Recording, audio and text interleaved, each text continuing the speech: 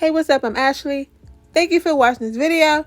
And today, we're going to be talking about the L Word, Generation Q, Season 3, Episode 8. And this was pretty much Finley's episode, so we're going to start things off with her. So we're just going to start things off from the beginning. So we see Finley at Dana's at work. Carrie's there, and Carrie is telling Finley to stop sexting Sophie.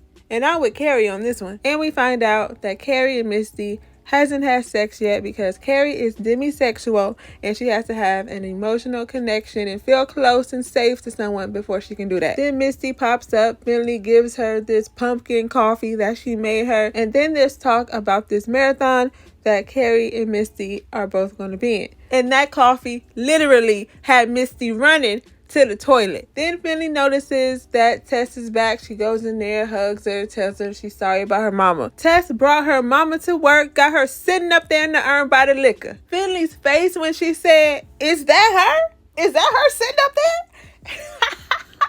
Tess was like, "I didn't know what else to do with her." You didn't know what else to do with her? What about leave her at home? What about put her on the balcony? She'll have a view. The nightstand, the kitchen counter. But later on, she did go and spread her mother's ashes. Tess said she want to keep her mind off things. She want to stay busy at work. So Finley kept her busy and gave her things to do. But in between all of Finley's tasks for her, Tess was drinking. She drinking again. She pulled out the bottle. Tess is still grieving over her mom, but she don't need to be drinking. She got a problem. She was in rehab for this. So hopefully she don't keep going. And I don't want to comfort Tess in her time of grieving, but there was signs a long time ago that Tess is not a good sponsor. And this just confirmed it. She don't need to be nobody's sponsor no more. She needs to sit down. She out here giving bad advice to Finley. Yeah, she better sit down. So Finley is working. She hears a voice saying, "Hi, Sarah." She turn around and it's her mama. Finley is shook. She has this breakdown. And then she calls Sophie. She told her that her mom is there and if Sophie could come down there with her. And that's what Sophie did. She told her family that they're moving Thanksgiving to Dana's because Finley's mother showed up and Finley needs their support. And who had a problem with this? Maribel. If she's not being boring, she's being a hater. Talking about, "No, I want to spend Thanksgiving at home with my family." Girl, shut up. And she knows Finley's situation, and she's still over here being a fool. And guess what? You still went anyway. So then Maribel tells her grandmother that she plans on proposing to Micah, and her grandmother lost the ring. She don't know where it's at. She thinks she dropped it in the mashed potatoes. So she took the mashed potatoes with them to Dana's when they left the rest of the food at home because they're going to eat it tomorrow. I just want to get them out the way real quick. Micah got high off some edibles and he ate everything up at Dana's. His approval for a donor went through, so they having a baby, and Maribel proposed to Micah, talking about, "I should have said yes when you asked me." Micah said yes. The ring was on the counter at home the whole time. So back to Finley. Sophie's family meets Finley's mother, and one of the first things Finley's mom says to Sophie is, "Ooh, what happened to your hair?" Because, Sophie has some of her hair shaved off in the front. So she's like, "What happened right there?" But it's okay. It'll grow back. Sophie's like, "Sure will. It sure will." So at first, the conversation between Finley and her mom was about how Finley didn't answer the phone. And her mom's like, "How did you think that made me feel? Shut up. Because how do you think Finley has been feeling this whole time?" And then the next conversation they have gets heated. Okay, it got hot. Each one they have ends up getting worse and worse. Because Sophie was like, "Okay, we're going to do this family tradition where we write down what we're thankful for, put it in a little bucket, and then everybody pick out one and read it." But Finley's mom didn't even write anything down yet. And she was like, "I'm thankful for my daughter." And Finley's like, "That's funny because you've never said that before." Then she goes, "Dad misses you too." So Finley's like, "Well, why isn't he here?" So then that's when her mom goes into this whole, "I'm divorcing your father. I've been unhappy for a long time now, but you know that."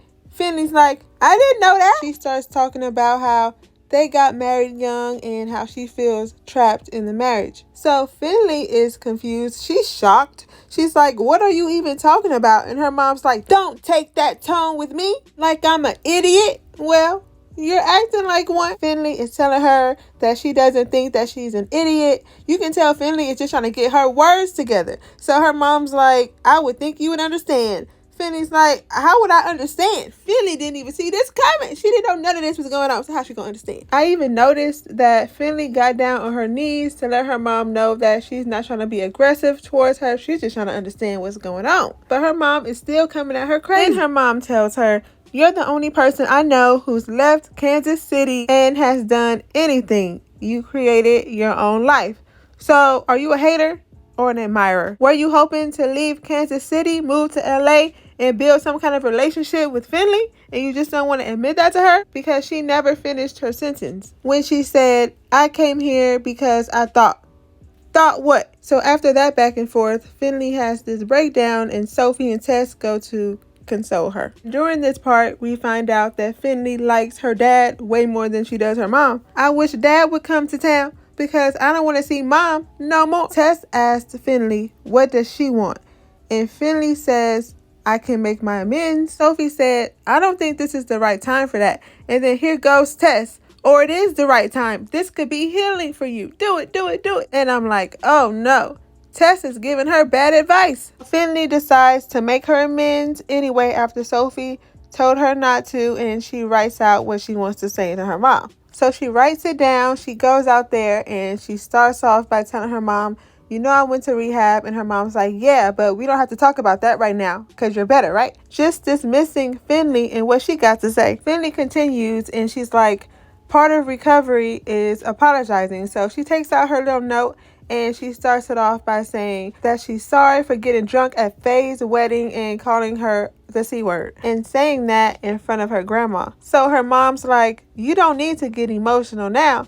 And Finley said, I'm not emotional. I'm just trying to open up to you. She told Finley, you don't need to cuss. You're smarter than that. And you've been embarrassing me your whole life. And she said, what's the point of apologizing for one thing when you can't even remember all of the other things? First of all, lady, you didn't even let her finish the first one completely. She got a whole list written out and you didn't let her finish it. Finley gets up again, leaves the room, and goes to the back. Tess is going after her, but Sophie is going to. She stopped Tess. Like, nah, I got this because you give out bad advice. I don't want no advice from Tess. Go away from me with this. Finley is telling Sophie that she just wanted her mom to say that everything is okay. She's all like, why does my mom hate me? And Sophie is telling her, your mama don't hate you. She just hates herself. She told Finley that she's special and that she brings so much joy to the people around her. And that she was dealt a shitty hand, but turned it into a good life. And then they kiss, and I saw this coming, and Carrie walks in on them kissing, and she's like, I knew it. I knew y'all was sexting. So Finley's like, you want to meet my mom? And meet they did. So after the three of them walk out from the back, her mom is all like, you and Sophie dated? Because Sophie's mom and grandma had a bet on whether or not Sophie and Finley would get back together, and Finley's mom overheard this, and she was like, I didn't know she was gay. She's just so pretty. Carrie let her know. She said, that was kind of brutal, Mom. And she said, who are you? And she said, I'm Carrie. I've been stepping in for you. She said, thank you, Carrie. I hope you like cleaning up messes because she's good at making them. Carrie said, well, now I know where she learned it. She said, is that right? Yeah, that's right. Carrie, you better let her know. I'm liking Carrie more and more each day. So they get into this other argument, and Finley says it's hard when your mom kicks you out of the house at 17 for being gay. And her mom said that's not what happened. And then her mom's like, you need to be on medication. It looks to me like you're the one who needs to be on some medication. Then here comes Tess carrying out the turkey, talking about Happy Thanksgiving, and drops the turkey right on Finley's mom's lap. She had to be drunk. She just had to be. But then there's people like me who be sober and would do the same thing just because I'm a little clumsy. But we all know that Tess been drinking in the back, so I'm gonna say she was drunk. Finley started laughing when the turkey fell on her mama because it was funny, but her mom was like, it's not funny, Sarah. So she was all like, it was a mistake coming here. So Carrie's like, I think it's time for you to go. Before she leaves, she looks at Finley and she said, I really had hoped that you would have changed. And Finley said, I did change. And then her mom walks out the door. And Carrie's like, let's give Finley a group hug. Everybody hugged Finley because that was a lot. Okay, that was a lot. Carrie said, "Can I take your mom's seat?" And I said, "Oh." And Finley said, "Please." I'm loving Finley and Carrie's relationship. I didn't know what was going on at first when they first met each other. I said, "Why?" But I'm liking it and I'm kind of surprised. But I want to talk about Sophie and how the show always seems to make her look good after she was just out here acting a fool. Seasons 1 and 2, I liked Sophie, but this season, I don't really like her. I don't like how she was speaking to Finley when they were together. I don't like how she never says sorry. She don't know how to apologize. She don't know what that word means. She never takes accountability for anything. She doesn't know what that word means either. How are you going to be texting Finley so much and possibly sexting, as Carrie says, but then tells Finley, "Oh, I just want to be friends"? Make it make sense, because it don't make sense to me. And why are you staring at Finley from across the room like that? She gives out mixed signals, and I think she's kind of a narcissist and a manipulator. She has all of these horrible personality traits, but then the show tries to make her redeemable, like we just forgot or something. But I don't really know if this was a backstory on Finley, because we already knew that she didn't get along with her family and that her mom was probably a bigot. We just didn't know that she liked her dad more than her mom.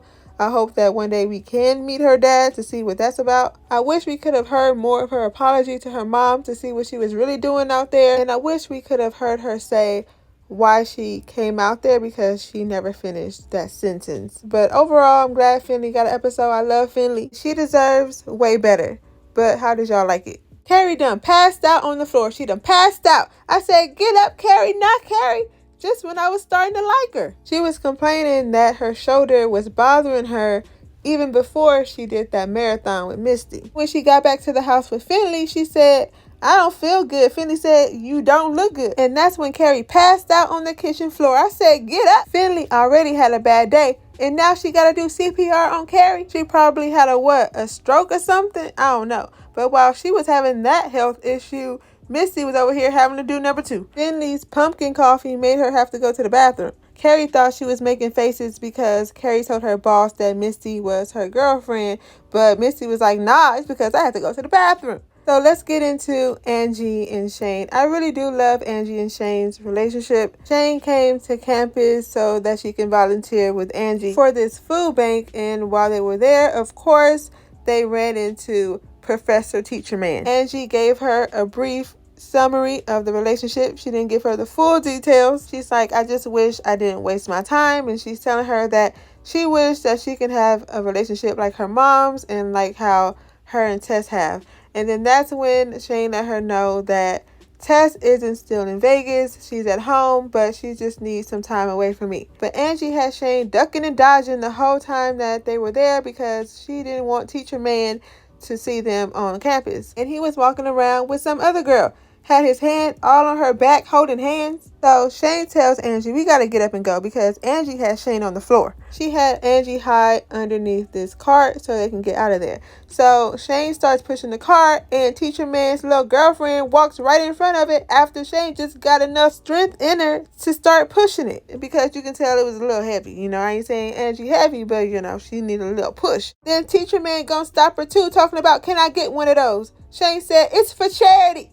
Had him standing there looking stupid. "No, you can't have one." Then they get out to the parking lot, and Angie's like, "This is his car." Then she started looking in the car and notices that the book that she made him is in there. And she's like, "I want my book back." But she can't find a way to get in there, so she decides to give up. But Shane told her that she's a good kid, because when she was her age, she would have broke that window and got her stuff back. Then that got Angie thinking, so she picked up a rock and busted out dude's window and got her book back. His little girlfriend was like, "Do you want me to call the police?" And Teacher Man knew better than to call the police. He said, "Nah, hold off on calling the police," because he knew Angie did it when he knew that that book wasn't in the car no more. But he's not going to do nothing ever. He know better. Dre's flight was delayed and they couldn't go home anymore for Thanksgiving, so Dre was upset about that. And Dre was excited to go home too, to get their grandma's stuffing made from saltine crackers. Not bread, but saltine crackers. They said it was good though. I don't know how that tastes. Y'all had that before?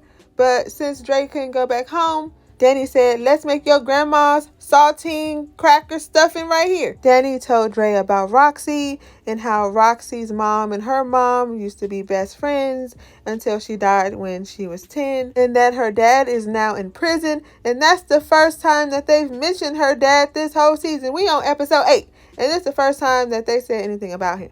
Danny also told that her mom could cook and that they never had super big Thanksgivings, but they were comfy. So that's when Dre was like, well, ours is loud. So that's when Danny was like, okay, we gonna get loud then. And that's when she took Dre to Dana's, where everybody was at for Thanksgiving. So I'm still not completely sold on Danny and Dre, but Dre's acting was a lot better in this episode, because I've said before that I'm not sure if they can act or not, and I think that the chemistry was a little better in this episode too. But at the same time, I do like Dre. I don't know, I'm kind of weird. But y'all let me know what y'all thought about this episode. And if you haven't already and want to see more videos like this, don't forget to like, comment, and subscribe. Thank you for watching this video, and I'll see you in my next one.